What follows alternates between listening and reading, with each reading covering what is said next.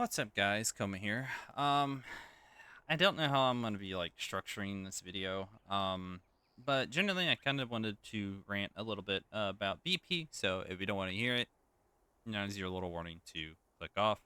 But I have slowly been kind of maybe falling out of the game in general. Um, Even though maybe is kind of a lie, I definitely have before. Before season 3 started, I even told my guild that I was eventually going to quit, like right when season 3 started. Unfortunately, there were things that came up that I actually stuck around for, and that's why I am just still here doing BP things. So, I just kind of just wanted to talk about and rant about the game just as a whole, from everything that we've experienced, from bugs, glitches, lag, just borderline everything this game has offered us so far. Um, Starting from, I think, some of the biggest issues that I think BP has, and that is just generally lag. The servers aren't great. They're almost on life support. It's like they have like a single hamster running on a wheel and trying to keep the game alive. And unfortunately, for every ocean weapon people have actually fucking spent for and paid for in this game, it has done nothing to help the game. On top of that, the game is just poorly optimized. Not to say that's like Unity's fault. I think for one part that they picked up the game whenever the game went through development hell and pretty much just slopped through it together. Didn't optimize anything. It's just not a great time. Um, but the lag is an entirely another case. It's affecting all sorts of sides of the game, from dungeons to raids, and I think the portion of it affecting raids is very big. I think it's a huge issue. But there's plenty of other issues I have. The Imagine system, I hate how half of it is a gotcha system. The other version is just an RNG hell, and then you pray to pretty much only gotcha. I don't think there's a single person out there who actually kills a boss expecting a will. Um, I'm pretty sure I'm the only one that actually looks forward to actually getting a will from the bosses. On top of just the ocean weapon and the gearing system, I think that is my biggest pain point in this game. Um, Most people wouldn't know. I think my guild would know that I am not a consistent player. I do not get on every day and be like, oh, I got to do my dailies. That is just not something I do. I don't care about playing shore games. I just want to play a game, maybe grind for something, and have fun. And unfortunately, BP barely does any of that. The only things that I really go for when a season comes around is whatever cosmetics that are interesting and look cool that I want, I go for. That's it. There is nothing else there that I really want to do. Now, that isn't to say I want to play this as a fashion game. Obviously, I want to play the game. But when the game continues to remove content that I found semi enjoyable, what's the point of doing any of that? You're actively removing content that, you know, technically, theoretically, should still be in the game, but instead they're removing all of it just to bring it back a later season with slightly new mechanics and new looks and calling it new content. That is by no means what it should be. I've seen some of the gameplay of the new Dark Mist Fortress that they're coming out in, I believe, season 4. And to be perfectly honest with you, there is no difference from what I saw. It is literally just Dark Mist again. Like, visually, there's no difference. It's the mechanics look the same. So it's just mind blowing to me that every single time we get something different, there's always something old coming with it. But, like, in terms of just progression, I just hate how they force you into raids. I say that because, well, let's look at our raid gear.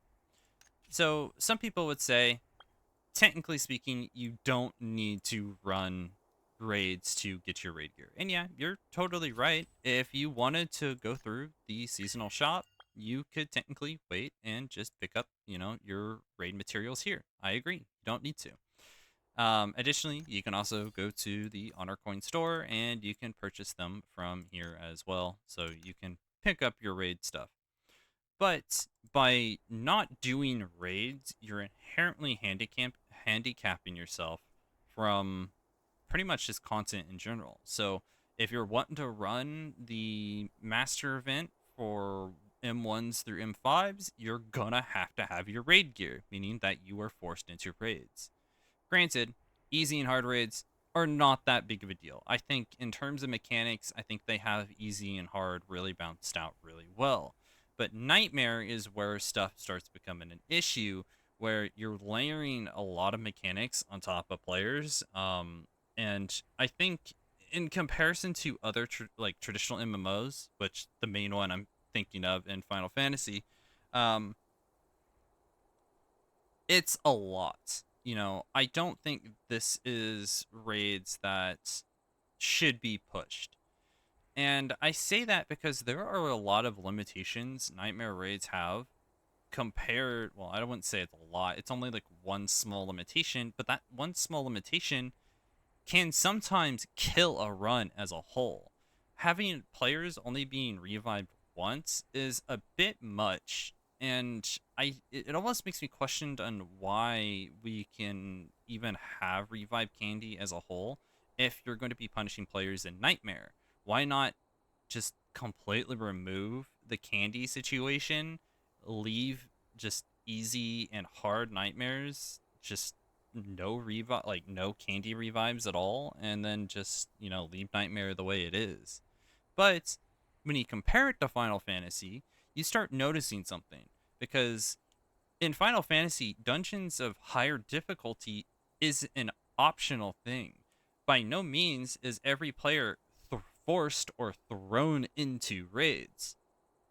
While I get it, they want players to play the content, by no means should we be thrown into a raid with the difficulty some people don't even want to play. Shoot, people barely want to play the game in general. Some people play it more as a social simulator or just fashion rather than actually playing the game. So why are we forcing players into content they barely want to play? Now, saying players are being forced in the content is loose, right? Most people, will have their limits. They'll look at it and be like, no, I don't want to play this.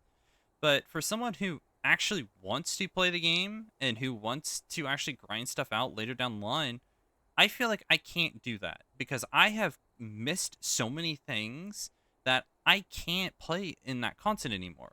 For example, I don't have my ocean weapon.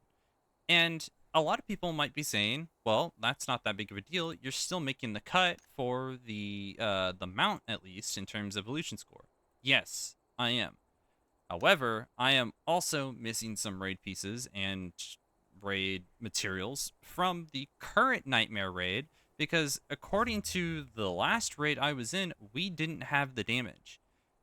And unfortunately, because I have missed a few cores from the raid as a whole, so in terms of the Glinting Stellar cores, I'm actually behind. And unfortunately, this entire game feels like it's being, focused and measured on the weapon I don't have. Now, yes, I could wait a few weeks and pick it up, but that is a stupid solution to how this game entire progression system functions. There is just something inherently wrong with this game's progression. It it just is mind-blowing to me that we are continuing to let it go this way. We are continuing to let them put out a weapon which you can essentially pay rent for to essentially buy power. I think even going back to my old school Elsword days, which if you've looked through the channel, you'll know that I have spent years on Elsword, and I haven't played it in about a year or two. Um, Even Elsword doesn't have that much money sink, I believe. Now, it could have changed, since I've played, but and for context, you actually needed to pay to get anywhere near end game in Elsword. That's something I never did. But when you compare it to this game, while it looks tame, there is a massive, massive money sink that is required in this game that if you're going to whale. So much so that there are actually whale rewards. The more money you spend on this game, you get unique cosmetics for simply swiping in this game. You get unique cosmetics, you get unique like player card, like not player card, but you get unique I think there's emotes, there's hair, there is a unique back piece, title. They pretty much give whales everything new, right? But for us free to play players, we don't get anything. We barely get anything. If there's anything that we do get, we're seasonal limited. We're limited in, specific like currencies. We're weekly limited. Shoot, when it comes down to just getting dies for a free to play player, when it comes to the seasonal shop, it's a monthly limit. Monthly, meaning that we got to wait a full 30 29 days, whatever it is, to get dye. Something that we use to dye outfits. So, and even if you were going to say, but yeah, we can get it from the colorful shop. Yes, you can theoretically. But 800 orbs, which I currently have, is only 16 mixing agent. And for my current outfit, it takes 10 total dye to dye.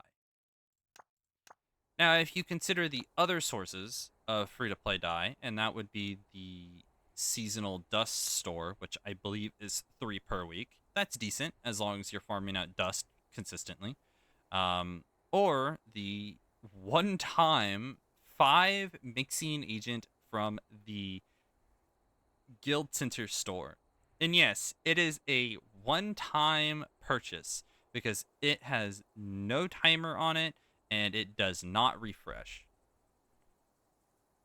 On top of that, if you're going to get dyes to also dye outfits, you either buy them from the store. So, you go here and you can put your own up for purchase. But you have to buy your dyes. Now there are alternatives to get dyes. Again, you could make your own, yes.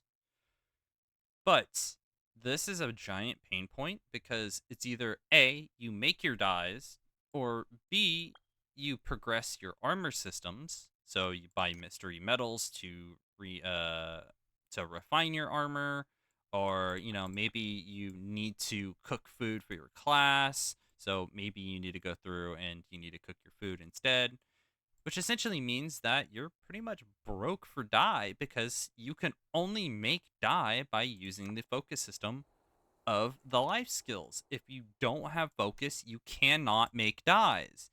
They're inherently just capping players out of just being able to even do fashion in this game. And that is such an annoying pain point for me. They are purposely fucking with the player, telling you you can't do this to make you spend money. And that is a stupid way to host a game. So, if you're going to spend money on the game, you do you. But understand that no matter how much money that you're going to be putting into this game, the devs will barely care. They will continue to slowly try and patch stuff up with this game, despite for nearly what 3 seasons, 2 3 seasons, and we have complained about how bad this game lags. They have still barely done anything to fix it. So swipe away, continue doing whatever you want to do, but that is kind of my sense on the matter. There's a lot more that I think I could rant about, right? But if you guys want to hear more of a focused rant video or more of like, maybe I wouldn't say a documentary, but maybe a retrospective video, just let me know. I can go on and on about this. I would love to even do a podcast system where we kind of talk about the game. But realistically, I don't know who would be interested in not only watching it, but also who would want to actually, yap about it as well. So either way, my quote unquote short rant over. I'll catch you guys in the next one. See ya.